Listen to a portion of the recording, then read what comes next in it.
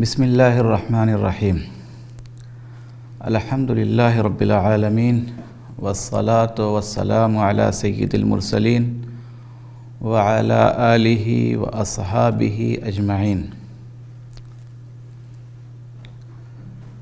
محترم حضرات و خواتین، آج آپ کے سامنے طہارت سے متعلق دو مسئلے بیان کیے جائیں گے۔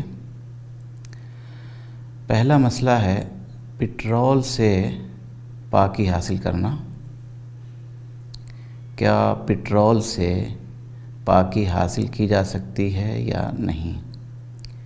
اس سلسلے میں یہ یاد رکھنا چاہیے کہ پانی صرف وضو اور غسل کے لیے ضروری ہے۔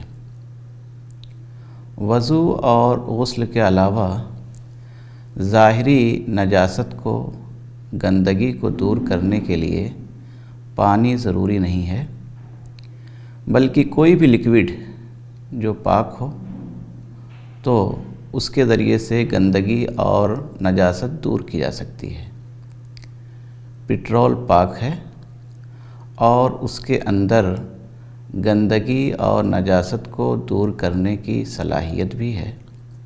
اس لیے اگر پٹرول کے ذریعے سے کپڑے پہ، جسم پر یا کسی بھی چیز پہ کوئی گندگی لگی ہوئی ہو تو اسے پاک کیا جا سکتا ہے، اس میں کوئی حرج نہیں ہے۔